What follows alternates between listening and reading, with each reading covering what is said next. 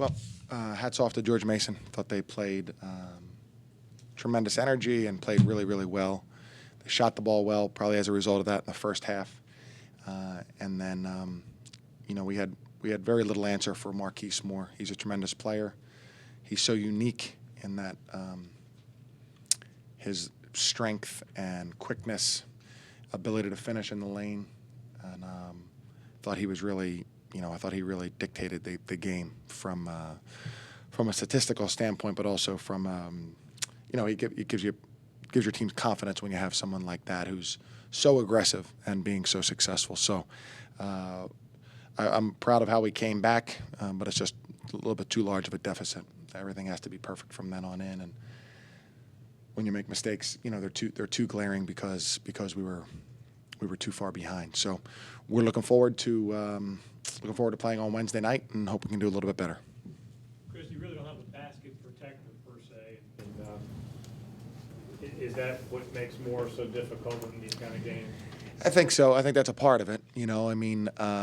Again, he's just so unique. I don't think he can really, unless you're down there, just understand his strength and physical play. And I've seen guys try to block his shot. It almost is an automatic N1 when you really contest his shot. Even with bigger shot blockers, he's just able to get into your chest and make it really difficult for you. So, but yeah, I think that is something that we do lack, and so we have to play better defense in different areas, and we weren't good enough tonight, especially in the first half. Coach, with 3 minutes to go, you guys get it down to 5. You get the charge, you have the ball back, and they kind of put the clamps on you, and that's as close as you got. What were they doing that kind of slowed it down there? Yeah, I'm not sure if it was that possession or the next one. They went to a zone. I thought it was a good move, and we had anticipated them showing us some zone. And, of course, the zone's going to make you just probe and work for it a little bit, and we didn't do a good enough job in our possessions. And when we did have good shots, we didn't make them. We got offensive rebounds or our hands on some balls on offensive rebounds against the zone, but never could generate anything. We had been scoring in man-to-man and had been in a good rhythm. So a good play, and I think as we went to it, we did some of the things we wanted to do, but when you miss those shots, the tension of the game and then the tension of a new defense showed up a little bit. Chris, you played on the road Thursday. They haven't played in 8 days. Significant? Probably so, but that's going to happen.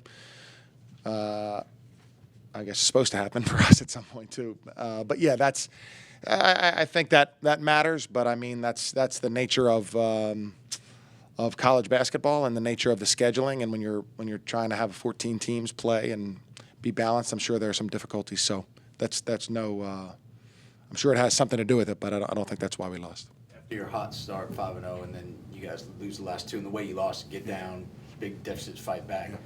What do you do to stop that?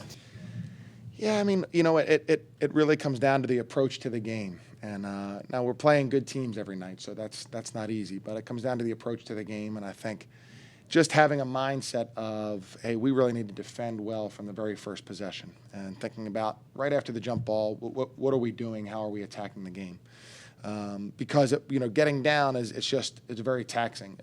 It really has an effect on your rotation, has an effect on the guys, mindset, and then you have to expend so much energy. So I think mostly it comes down to our mindset and attacking the game. Chris, you've coached against Dave before. Yeah. His second year at Mason now. What does he do to make his team better? Yeah. Well, I mean, defensively they're extremely sound, and so even though they play a tight defense, which doesn't really give up any easy baskets, but they also contest threes, and so you get lured into feeling a little bit more open on the perimeter. And then offensively, the teams, they've played with 2 big guys at Bucknell. They played with 2 big guys last year at Mason. This year they're playing with 1 big guy, and they have a good understanding of how they're going to score. So it's not as much as they share the ball and do that well. The guys who take the shots are the ones who are supposed to. He's a tremendous coach, and obviously has Mason moving in a great direction very, very swiftly.